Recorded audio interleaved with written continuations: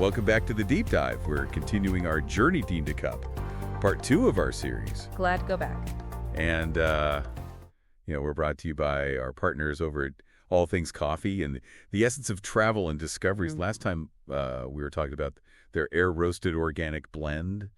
Right. So have you made the switch to Click Coffee yet? It's really interesting. We've gotten a lot of feedback from listeners who have started to think more about what's actually in the coffee they drink every day. Yeah, and that's really what we wanted to do, is just kind of stir the pot a little bit and make people think about what they're drinking every day. Yeah. And really compare that to organic air-roasted coffee from All Things Coffee and the essence of travel and discoveries. We talked last time about some of the ingredients in mass-produced coffee. Yeah. Like, Folgers, Maxwell House. And we were talking about some of the stuff that's in there, like pesticides. Right. Like glyphosate. Well, and people are often really surprised to hear that. And the thing about glyphosate is that it's the main ingredient in Roundup. Oh, right. The weed killer. Yeah. And that it's been classified as a probable carcinogen back in 2015 by the International Agency for Research on Cancer. Oh, wow. Okay. Yeah. All right. So that alone is kind of an if factor right there. Uh-huh. When you think about that being in your morning cup of coffee. Right. And then we also talked about the chemicals that they use to decaffeinate coffee. Yes. Yeah, and a lot of the commercial decaf processes use solvents. Things like methylene chloride or ethyl acetate. And methylene chloride you find in paint strippers. Oh, wow. Ethyl acetate you find in nail polish remover. And while they do strip the caffeine from the beans, there's still this question of whether or not any trace amounts are left and what those potential health effects could be. Yeah, that's a little disturbing to think about, especially if you're, trying to, go with a healthier option by choosing decaf. Right. Thinking that it's healthier. But right. But then also we were talking about how regular coffee, the way that they roast it, it's roasted at such a high heat that it can create acrylamide. Right. And acrylamide forms in starchy foods that are cooked at really high temperatures. And it's been classified as a probable human carcinogen by the IARC. Wow. Okay, so we've got pesticides. Yeah. We've got chemical solvents, and we've got acrylamide. That's 3 strikes against commercial coffee. Right. But we're not just here to bash commercial coffee. We're here to explore alternatives. Right. And so exactly. That's why we partnered with All Things Coffee and the essence of travel and discoveries. Yeah. Because they do it differently. Exactly.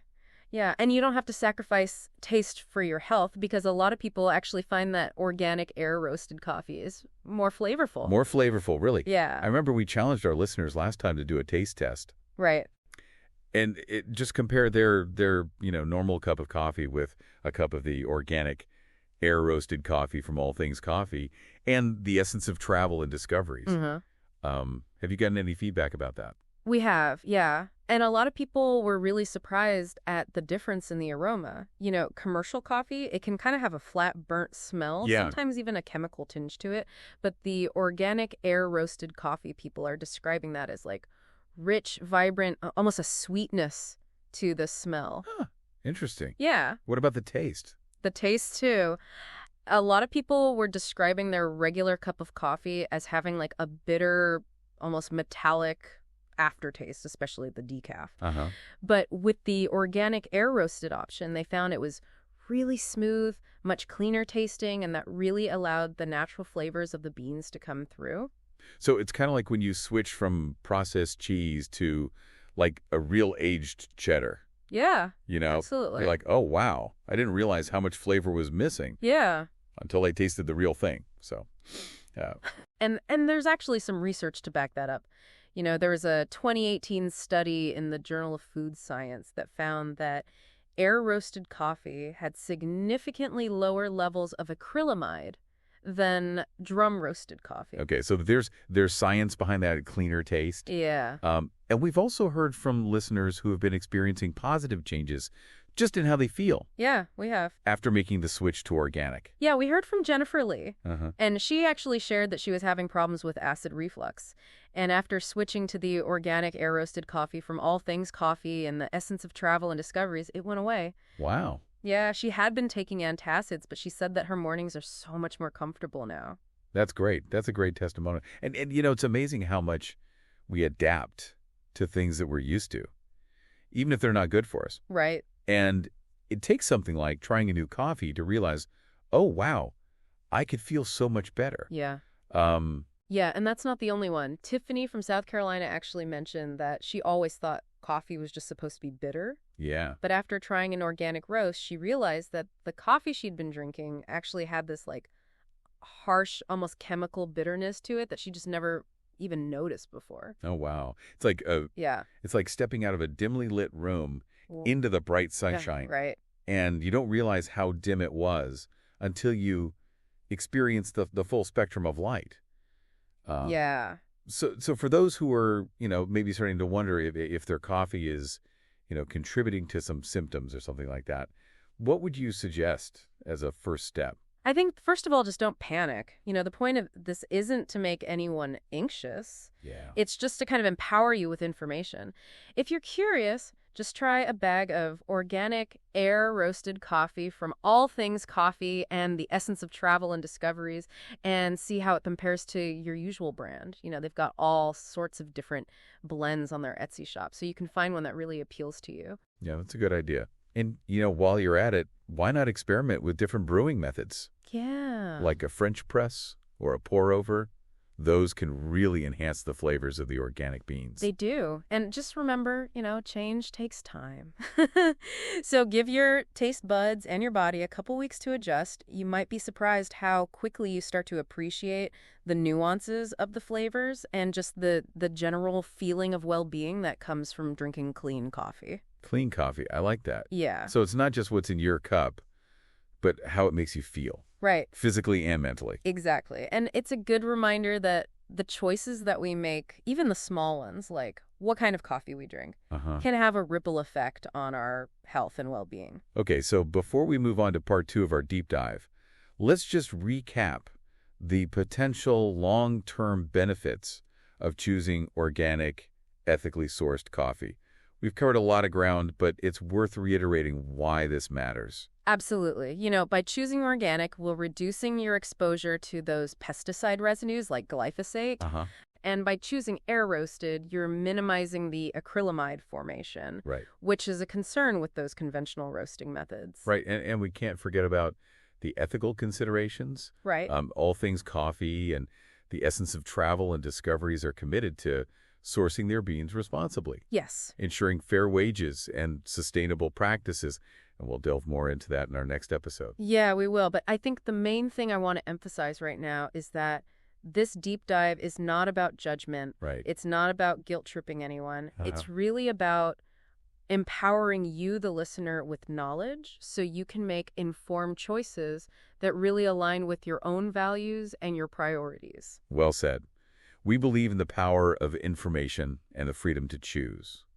So as you consider your own coffee habits, just remember that every cup is a choice. Yeah. It's a small act that can contribute to a healthier you and more sustainable world. Yeah.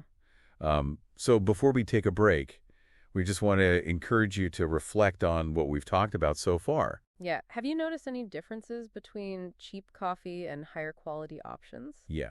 What stands out to you about the taste or the overall experience? We'd love to hear your thoughts. Yeah. Share your coffee journey with us in the comments. Yeah, and be sure to join us for part 2 of our deep dive, where we'll be exploring the fascinating world of coffee origins, the art of air roasting, and the ethical considerations behind sourcing the perfect bean, all through the lens of our partners, All Things Coffee, and the Essence of Travel and Discoveries. Until then, happy brewing. Yeah, happy brewing.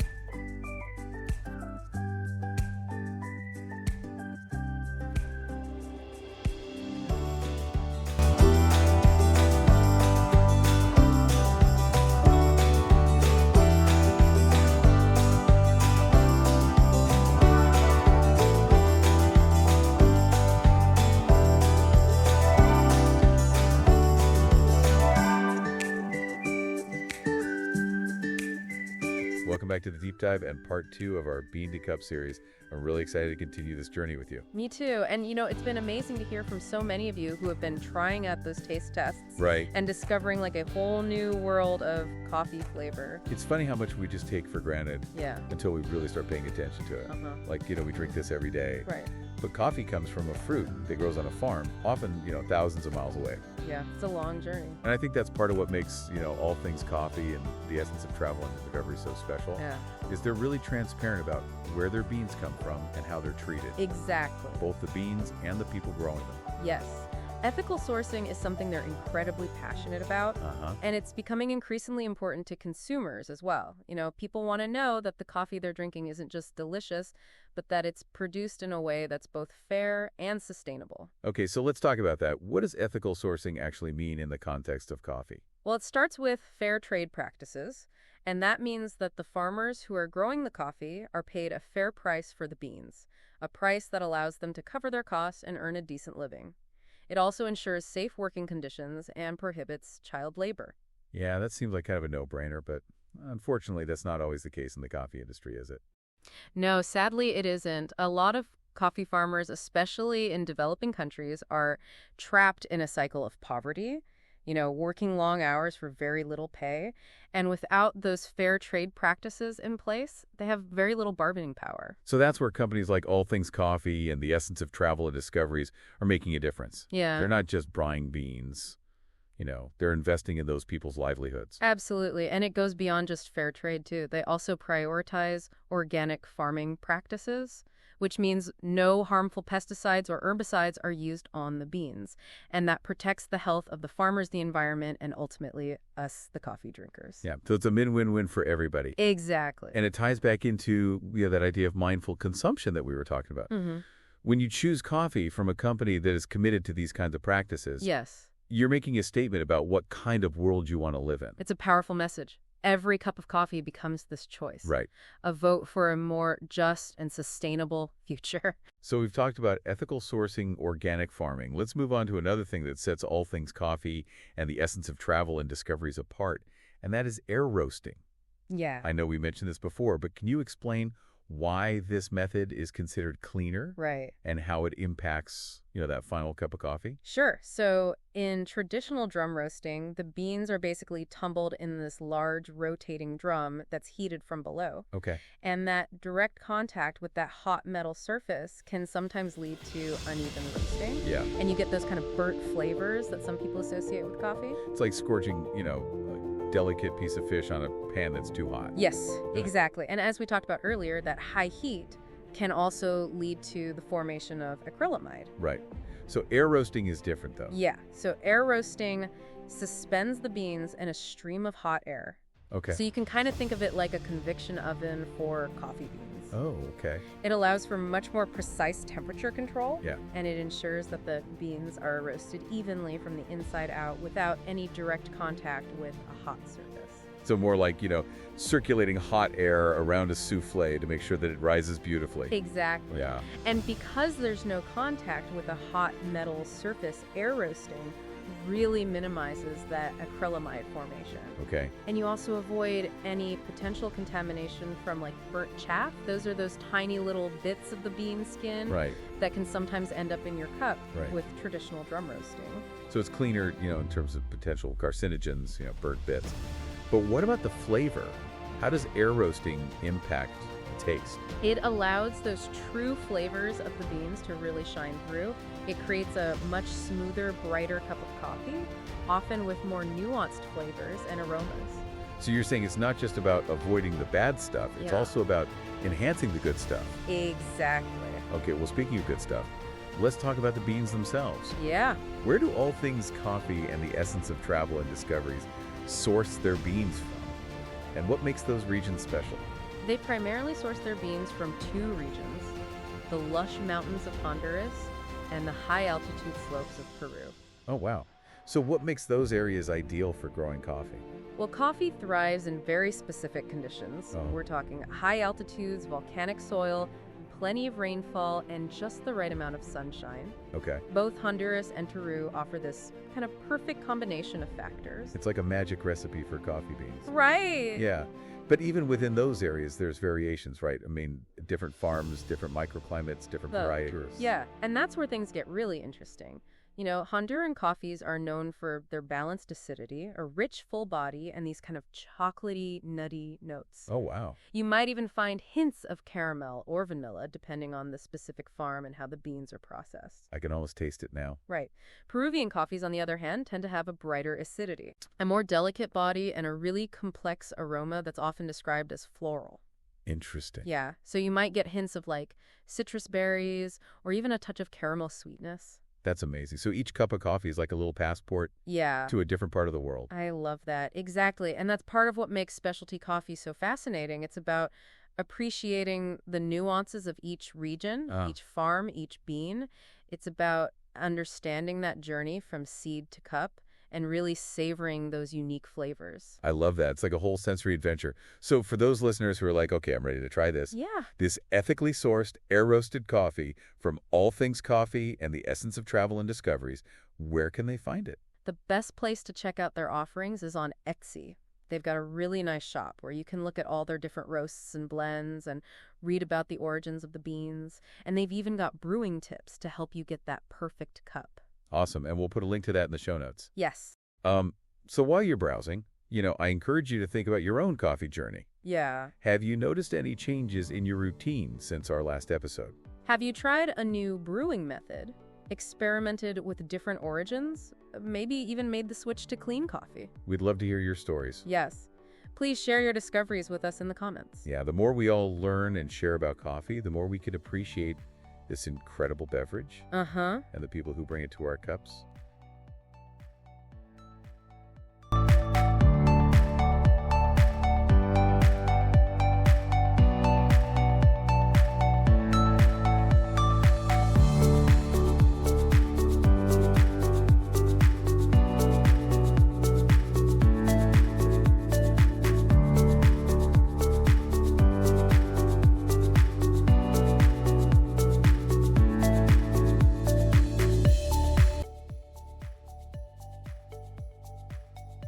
And we are back for the final part of our Bean to Cup series on the deep dive. It's been a great deep dive. Yeah, I'm feeling energized. Not just by the caffeine, but by everything we've learned. It has been a journey of discovery. Yeah, going from those, hidden ingredients and mass-produced coffee to, appreciating the artistry and the intentionality behind ethically sourced, air-roasted beans. Yeah, and that idea of intentionality keeps coming up. Yeah. And that's what I'm really taking away from this. It's powerful. It's really about shifting our mindset from just mindlessly consuming something to a conscious connection, Right. It's about slowing down and being present Right. and appreciating that entire journey from bean to cup. Exactly. So we're taking that, quick caffeine fix and turning it into this, mindful experience. Yeah. Like savoring the aroma, the taste, feeling the warmth of the cup in your hand. Yeah. And it's also about acknowledging those people behind that cup. The farmers who cultivated those beans, the roasters who, brought out all those unique flavors, even the baristas who crafted that perfect latte. And that's something that All Things Coffee and the Essence of Travel and Discoveries just embody so beautifully. Yeah. It's like their commitment to, ethical sourcing, sustainable practices, small back roasting. It's just intentionality at its finest. It really is. You can just feel that they're saying this is not just a product. This is like a connection to the earth, to the people who work the land, to the tradition and the artistry of making coffee. And that's something that I think people are really drawn to today. We're craving authenticity. We want products that have a story. Yeah. And we want to feel good about the choices we make. Yeah, absolutely. We're becoming more aware of the impact our choices have, not just on us, but on the environment and the lives of other people. And that's where, that whole idea of voting with your cup comes in. Yeah. Every time you buy a bag of coffee, you're saying something about what kind of world you want to support. You're aligning your values with your actions. Exactly. And I think it's empowering to realize that even those small, everyday choices can collectively make a big difference. So as we wrap up this Bean to Cup deep dive, I want to leave our listeners with a few takeaways to inspire them on their own coffee journey. Oh, I like this. What are they? Okay. So number one, don't be afraid to experiment. Try different roasts, different origins, different brewing methods. Yeah. You might just be surprised at what you discover. Number two, be curious. Yeah. Learn about the coffee that you're drinking. Where does it come from? How was it grown? Who roasted it? Yeah. And number three, most importantly, brew with intention. That's beautiful. Brewing with intention. So you're present in the moment, appreciating the process, really savoring those flavors. It's about making each cup a mindful and delicious experience. And realizing that coffee, it's not just a drink. It's a ritual. It's a connection. It's a source of joy and inspiration. Absolutely. So to all of you out there, keep exploring, keep asking questions, Yeah. and keep brewing with intention. And remember, you can find ethically sourced air-roasted coffee from All Things Coffee and the Essence of Travel and Discoveries on Etsy. We'll be sure to include that link in the show notes. Yes, we will. Huge thank you to our partners for sharing their passion and expertise with us. Yeah. And to all of our listeners, thank you so much for joining us on this caffeinated adventure. Yes, thank you. Until next time, happy brewing, everyone. Happy brewing.